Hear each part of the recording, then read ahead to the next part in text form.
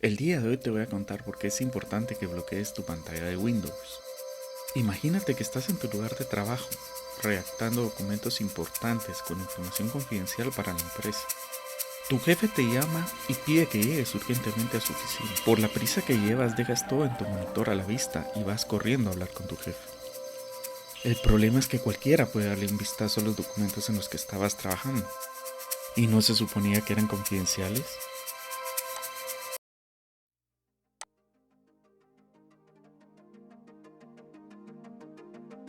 Estas opciones ya las conoces. Acá, por ejemplo, podríamos seleccionar suspender para suspender el equipo, pero eso no nos interesa el día de hoy. Existen dos formas de bloquear la pantalla en Windows. Una es manual y la otra es automática.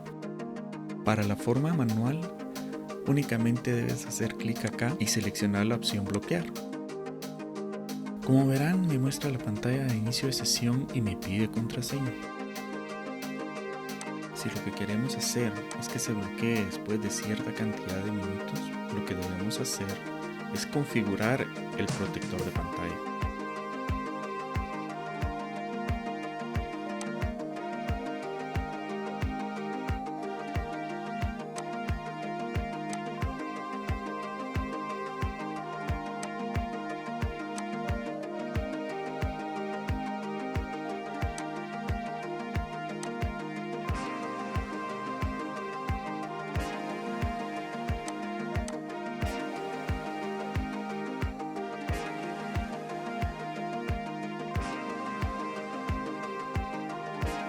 Podemos elegir el diseño que más nos guste, así como la cantidad de minutos.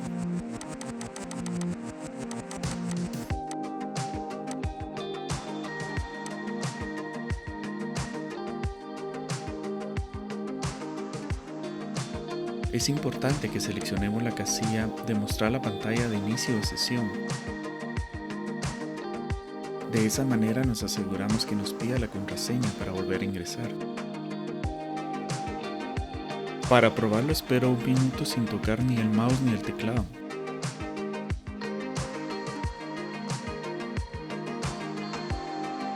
Para desbloquearlo únicamente muevo el mouse.